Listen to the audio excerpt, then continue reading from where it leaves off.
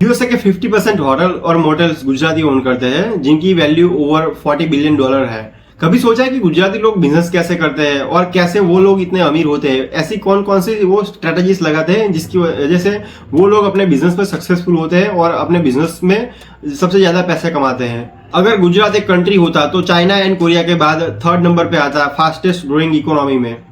दुनिया के 10 डायमंड में से 8 डायमंड गुजरात के सूरत में पॉलिश होते हैं। 1/4 ऑफ इंपोर्ट और एक्सपोर्ट गुजरात में से होता है, क्योंकि गुजरात के पास 1600 किलोमीटर का लंबा कोस्ट लाइन है। 1/4 ऑफ मिल्क प्रोडक्शन इंडिया का गुजरात में से होता है। 27% ऑफ मेडिसिन गुजरात में प्रोड्यूस होती है। 25% ऑफ रिफाइंड पेट्रोलियम गुजरात द्वारा प्रोड्यूस किया जाता है।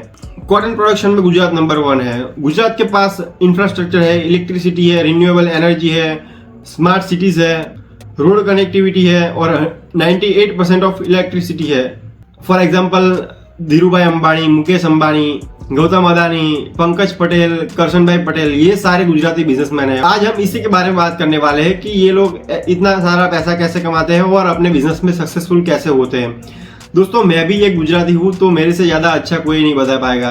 तो वीडियो का टॉपिक अगर आपको इंटरेस्टिंग लगा है तो वीडियो को पूरा एंड तक देखना, और सारी हम स्ट्रेटेजी यहाँ डिस्कस करने वाले हैं कि गुजराती क्या स्ट्रेटेजीज लगाता है अपने बिजनेस में कि वो इतना सक्सेसफुल हो पाता है। तो चलिए शुरू करते हैं। First point, opportunity Sikar.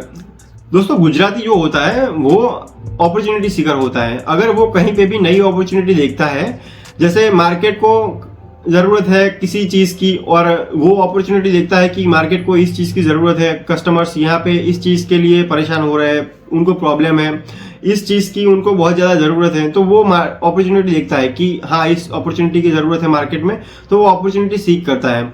But वो डायरेक्टली अपॉर्चुनिटी सीख नहीं करता, वो पहले एनालिसिस करता है कि इस अपॉर्चुनिटी का फ्यूचर में क्या स्कोप है, इसका पास्ट में कोई स्कोप था कि नहीं था और इसका करंट में क्या है, वो सारा एनालिसिस करता है डेटा के अकॉर्डिंग। फिर वो जाके एक प्रॉपर प्लान क्रिएट करता है, सॉलिड प्रॉपर प्लान।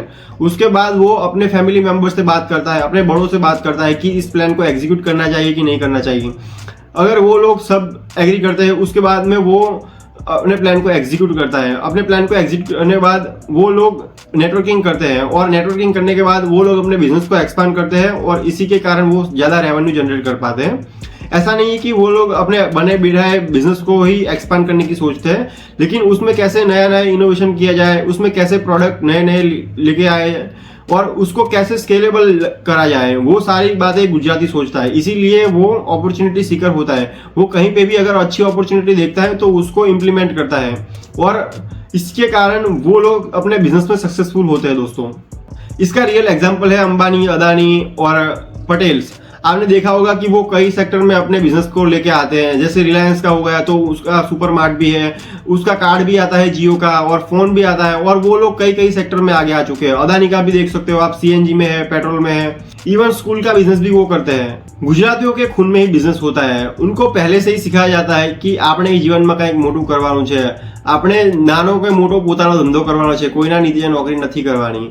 दोस्तों, उनको पहले से ही सिखाया जाता है कि हमें नौकरी नहीं करनी, हमें खुद का एक बड़ा या छोटा धंधा करना है और उसको बड़ा बनाना है, जीवन में कुछ बड़ा करना है। ऐसा ही उनका पहले से ही बचपन से ही मेंटालिटी होता है। Second point, calculated risk. Calculated risk का मतलब ये होता है कि वो लोग जानते हैं कि कहाँ पे किस टाइम पे इन्वेस्ट करना है ताकि वो आगे जाके प्रॉफिटेबल साबित हो उनको। वो लोग उसी हिसाब से कैलकुलेटेड रिस्क लेते हैं। अगर वो लोग पैसा लगाते हैं उधार लेके भी, तो वो लोग देखते हैं कि ये आगे जाके प्रॉफिटेबल साबित होने वाला है, तभी वो लोग पैसा लगाते हैं। कोई ऐसे ही पैसे नहीं लगा देता, तो उसको बोलते हैं कैलकुलेटेड रिस्क। वो लोग जानते हैं कि इसमें इन्वेस्ट करने जैसा है कि नहीं है। इसका रियल एग्जाम्पल है यूएसए का।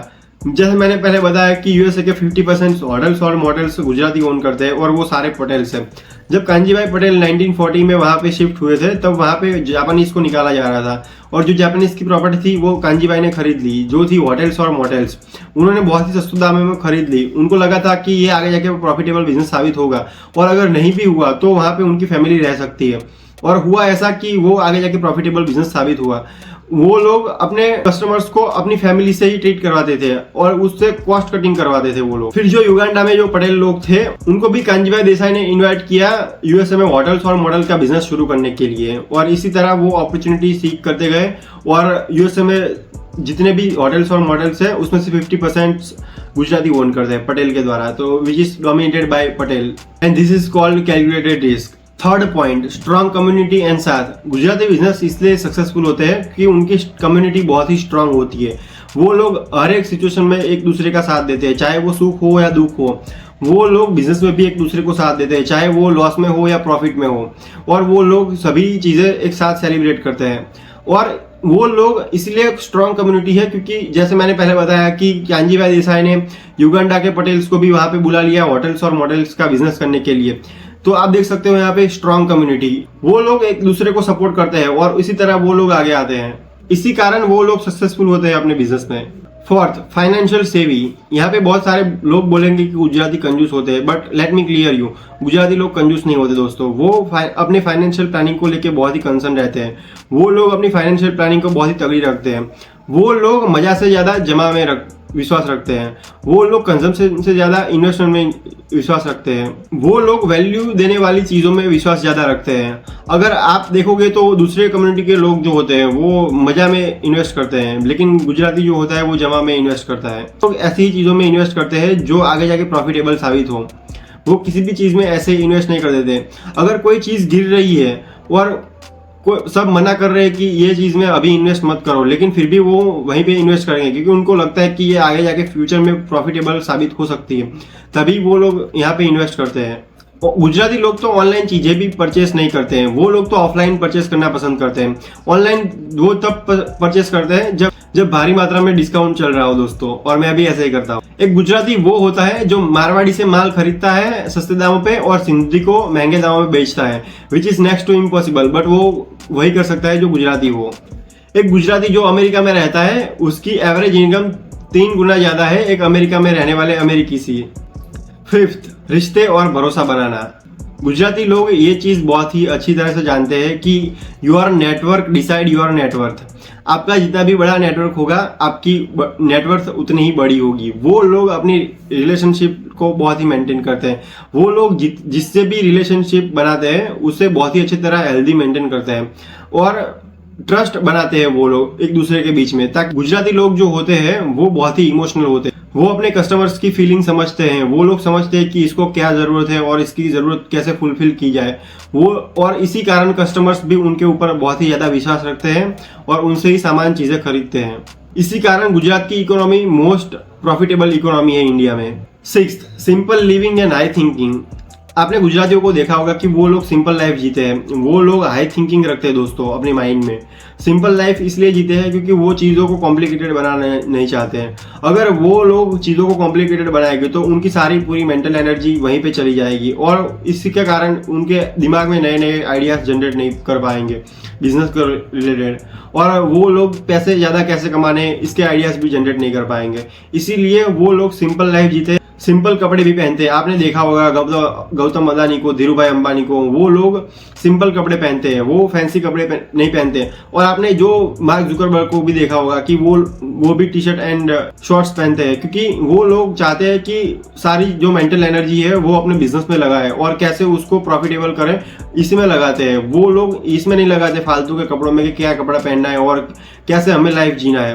वो लोग हेल्दी लाइफ में विश्वास रखते हैं और कैसे अपने बिजनेस को स्केलेबल बनाया जाए उसमें विश्वास रखते हैं। इसीलिए वो लोग सिंपल एंड हाई थिंकिंग वाली लाइफ जीते हैं। अगर आप भी गुजरातियों की तरह बिजनेस करना चाहते हो तो ये जो पॉइंट्स मैंने बताए वो आप अपनी लाइफ में इंप्लीमेंट कर सकते हो और गुजरातियों की तरह बिजनेस कर सकते हो। और दोस्तों मैं भी एक गुजराती हूँ तो હું તમને ગુજરાતીમાં એટલું જ કહીશ કે તમારે બિઝનેસ કરવો હોય તો ગુજરાતીઓ જોડેથી કંઈક શીખો અને એને લાઈફમાં ઇમ્પ્લિમેન્ટ કરો, ત્યારે જ તમે ગુજરાતીઓ જેવો बिजनेस કરી શકશો।